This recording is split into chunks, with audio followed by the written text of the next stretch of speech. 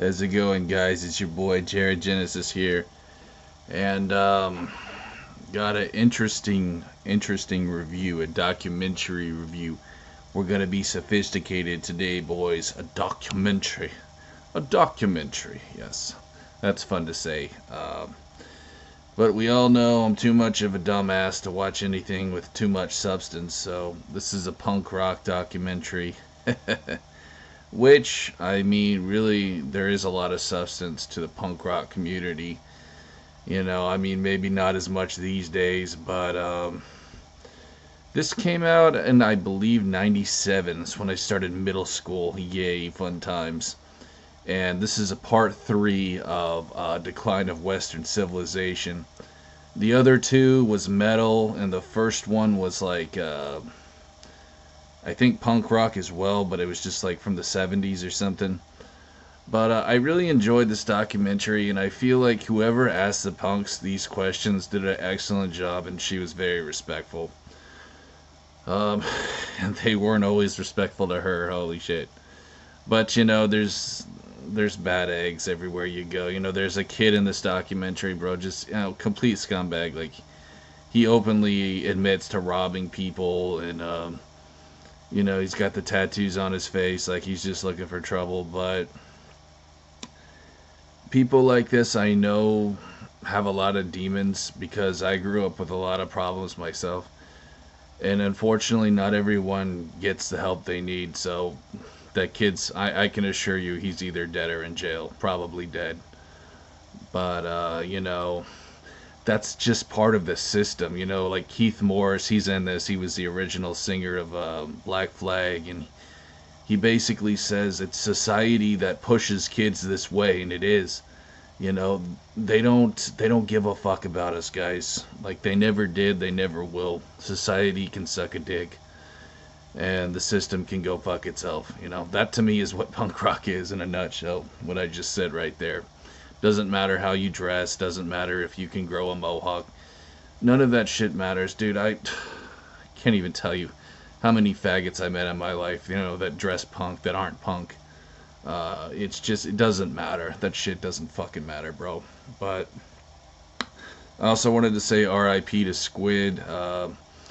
Yeah, he was in this documentary, and come to find out he was stabbed to death by his girlfriend afterwards. They mention it in the credits, so rest in peace, Squid. It sucks what happened, See, these kids, they don't get the help they need, bro, so they do twisted shit like that, and society doesn't care for the broken. And I want to make something clear too. There's some anti-religion stuff in this, and I understand that. I'm not mad at it, but like, if you really read the Bible, Jesus was super fucking punk because he hung out with the people that society hated. See, like most punk rockers, they don't know this, and that's okay. I mean, I know they probably had shitty, hypocritical Christian parents, so it's understandable. But like, Jesus actually hung out with prostitutes and tax collectors, and he treated them like human beings. He was a complete radical. He was a complete revolutionary, and this is why I identify with Christianity. I don't really call myself a Christian much, but I believe in Jesus. I do. I feel like you need something to believe in a world as twisted as this. So that's who I follow, and you know, I have a picture of fucking Gandhi on my wall. I think Gandhi was an incredibly fucking rad dude. And I go by the quote. There's a famous quote from Gandhi about how to be friends with like-minded people is mere business, but to be friends with your enemy is pure religion. And he's right. That's the only way the world will survive is if we can learn to get along with our enemies and treat each other with respect. And I just try to be positive. I try to have a positive message, and I believe that it's that's the only way we'll survive as humans. And really, it's some fucking miracle we're still here, bro. Like as humans, as a species, and we could easily all be gone tomorrow. Nuclear war could happen tonight, and we'd all be dead the next day. That's another reason why I feel like we need something to believe in, to save us from this shit, bro. I'm sure being nuked is probably not that fun. But I will admit there's some days where it feels like it wouldn't be such a bad idea. You know what I mean? The darkness can take over and fucking demons can take over in my life. And that's another reason why I believe in God, is because I feel dark energy on me sometimes, and it really does feel demonic. I know that Lucifer wants me to hate God. I know that he does, because he knows that me giving my heart to Jesus, in my opinion, is the only way that I can survive this world and be a good person, you know? That's just another thing I believe, man. But listen, I'm not here to preach all day to you. I know a lot of y'all don't want to hear that shit, and that's okay. But there's one guy, though, I wanted to mention. This motherfucker had a bone through his nose. He looked like a caveman. I just thought that was so rad. Like, that's how many little shits he gave. He actually looked like he's from the prehistoric era. I think it was from the rib of a cat, he said. Now that's punk. I used to have bolts, like, in my fucking garage that I would wear. That's how I stretched my ears out. Right's a little bit bigger. But I actually use bolts in my garage, and you can see it in one of my videos where I'm talking about J.G. Quintel. But oh, by the way, I got super lucky with this review because I just found out someone uploaded it literally days ago. It's crazy, huh? On YouTube.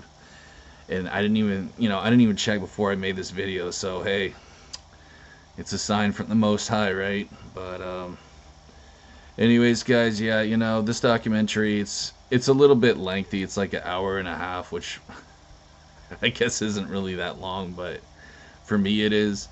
It gets a little bit redundant, but all the kids, they have a great message, Street punks, they're the real deal, bro. Like, they're the ones that live in actual poverty.